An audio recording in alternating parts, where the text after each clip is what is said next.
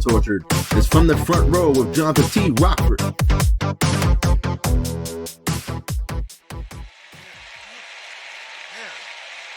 What was in that potato salad anyway? That was nasty.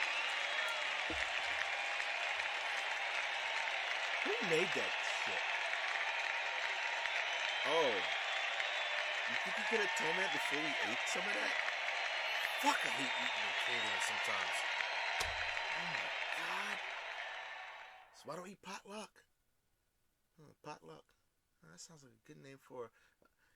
What's up, WPA? How you doing? It's me, Johnathan T. Rokford, and I'm here, much to your dismay, for a recap.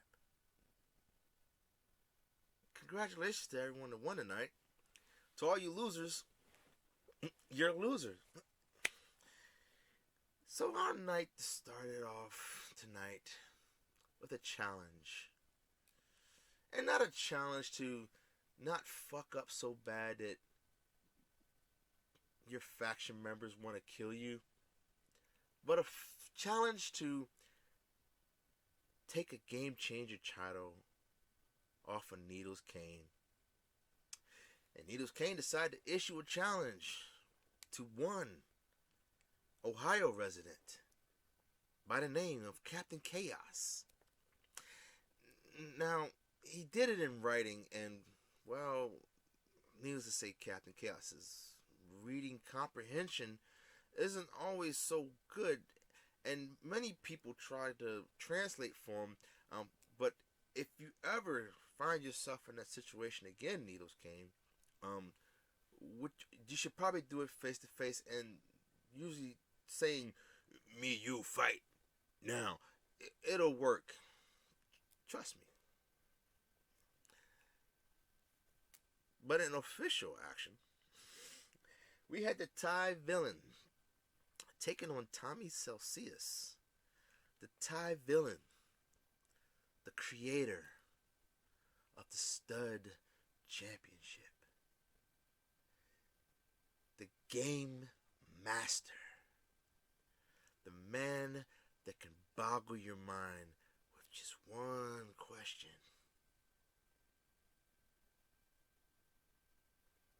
Beat Tommy Celsius. And it didn't take him 19 tries to do it. Did it in one. Congratulations to you, Mr. Thai Villain. Hats off to you. In our next match, we had the Enforcer, who's been on kind of a hot streak lately, just winning a tag team match last week versus Sinister, Jermaine Walker and the Beast, while he was teaming with Sinister's the Darkstalker. Can't make this up, folks. It happened. He dominated Flash. It wasn't even close, folks. I don't know what Flash was doing. Was he high? Was he drunk? Was he watching the Beast attempt to grovel in front of Jermaine as he still apologizes for the loss last week? I don't know, folks. But it caused him to lose to the Enforcer, who lately hasn't said anything about anybody being better than him. I guess he probably figured out that there are some people better than him. In our next match, we had Art taking on El Presidente. I don't know what he's the president of. I'm going to probably say Loserville, because he was dominating. Another dominating action. It's funny, you had Flash losing, but the Ark win. Didn't you guys just win a title? I mean, come on, guys. You can't have those belts and be losing. People watch this. Melvin watches you guys very closely. But the Ark picked up the win, defeating El Presidente. And then, if that wasn't, we had 3 matches straight, all featuring members of the same faction, guys. It was like it was meant to be. And another one picked up a win. Bobby Buttercream picked up a win. I called him out a couple weeks ago. I said, Bobby, you need to step it up. He must have listened, because Bobby has been stepping it up. Defeating the downward spiral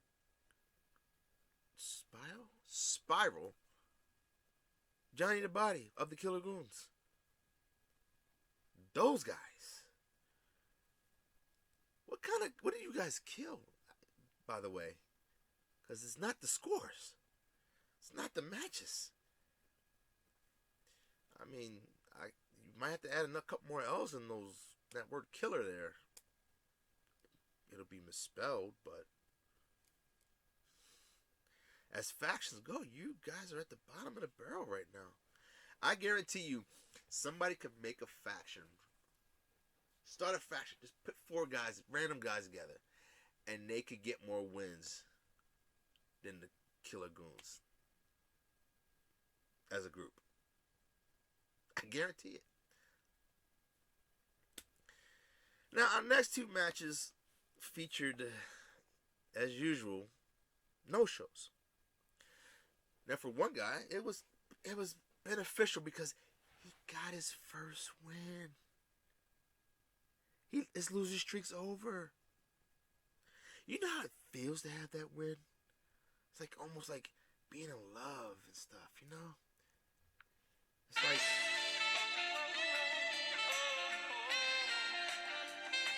a breath of fresh air. Makes you just want to just... Oh, anyway. So Robert Isaiah Saleas picked up his first win. Kind of hot here. And trios action. Okay, you're not fooling us, WPA bookers. You just have it's just another triple threat match. Trios, really? Why didn't you name the belt the Trios belt?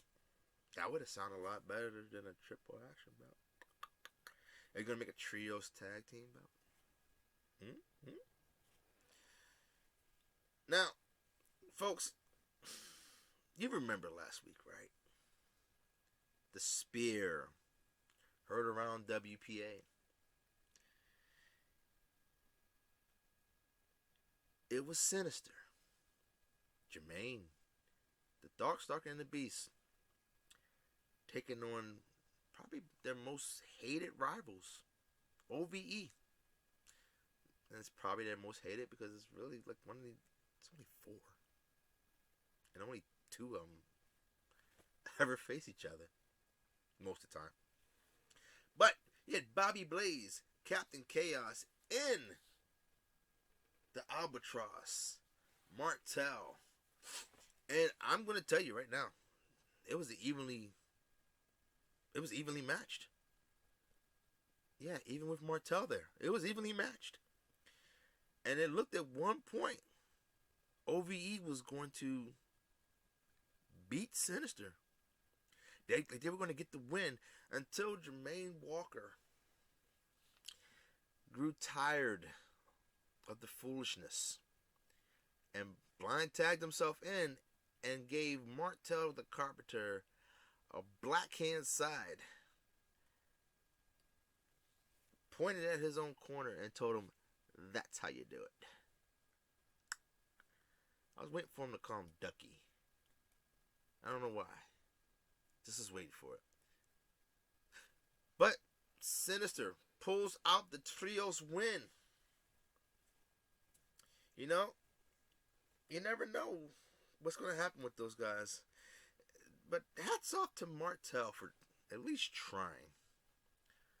You know, we all know at the end of the day it's going to be Martel, unfortunately.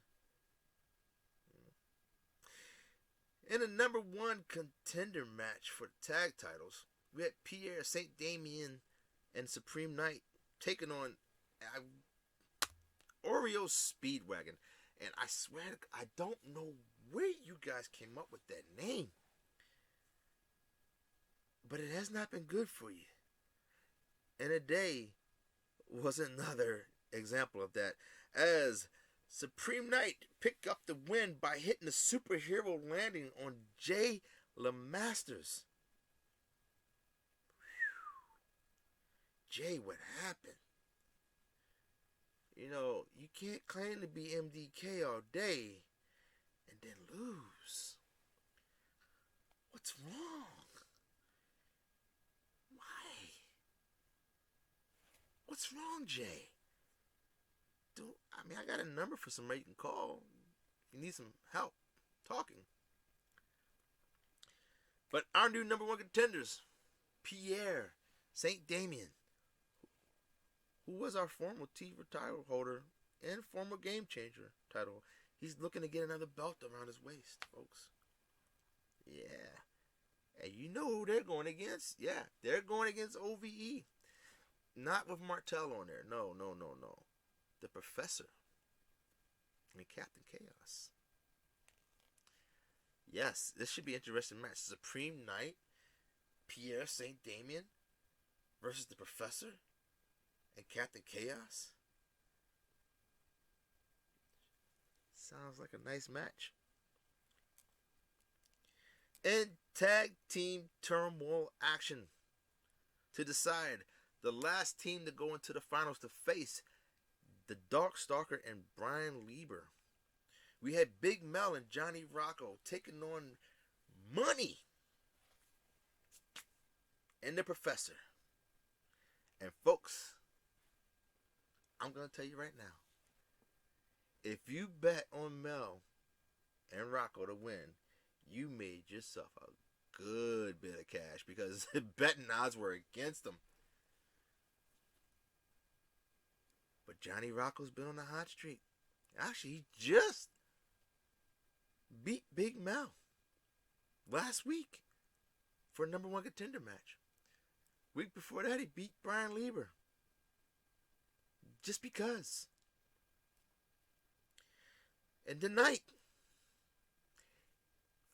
first time, he pinned Money to help his team get the win and move on to the finals.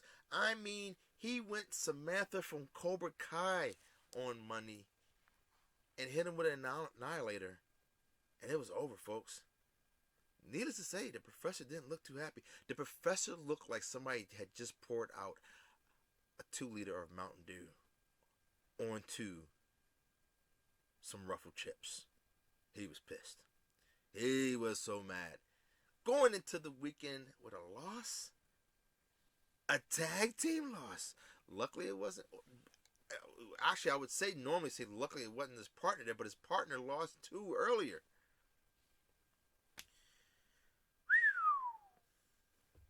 But the finals are set. We're just waiting for it to happen, folks. Johnny Rocco of Sinister. Big Mel of the Killer Goons versus the Darkstalker of Sinister and Brian the Enforcer Lieber of Nobody Wants You There. You're on your own, kid. Whew. That might have to be our main event. Well, we'll see what happens. In Triple Threat Championship match action, we had our champion Texas Hate You taking on Lady Assassin versus the Wraith. And I'll tell you, Texas Hate You wasn't too happy he lost that Game Changer. He was kind of leveling the fact he had 2 belts. You know, they do everything big in Texas. But he was able to take the Wraith down and pin him and retain his title. Yeah. Deep in that heart. Don't count Texas out. I'm still trying to figure out why Texas hates us, though. I mean, I'm not too fond of Texas myself, but it's hot as frick down there. But why do you hate us, Texas? Why? he's so mad? God. In our final match, we had television title on the line, baby. And El Hijo de COVID was taking on Needles Kane. And you gotta imagine, in the back of his mind, Needles Kane was thinking about that game changer title. And he probably said to himself, I could be a double champ tonight. And the whole while he's thinking, El Hijo was whipping that ass on the way to retaining his television title. Now afterwards, Captain Chaos didn't wait for him to come back. He went out to the ring, and him and Needles Kane started going at it. And folks, there's no time limit draw to a game changer title. There's got to be a winner. And there wasn't. So they're going to keep fighting, folks. I think they were still fighting out in the parking lot when I came in the door to do the show. Yeah. So they'll be fighting during the weekend. These marathon matches with the game changer title. You know, there's a way to avoid them. I'm not going to tell you how, though. You have to figure it out on your own. But that's it, folks. That's all I have. And no, you guys are safe this week. Melvin is out partying somewhere, I think. So, yeah, I know. I don't know what kind of party he goes to. I think he goes to the raves or something. Maybe a little bit of cosplay in there. But that'll do it for us tonight, folks. Stay safe. Make sure you hug your loved ones. Don't drink and drive. And as always, I'll catch you on the front row. Be here Sunday, right after the pay-per-view. Stay tuned to the WPA Facebook page for the announcements, cards on the match.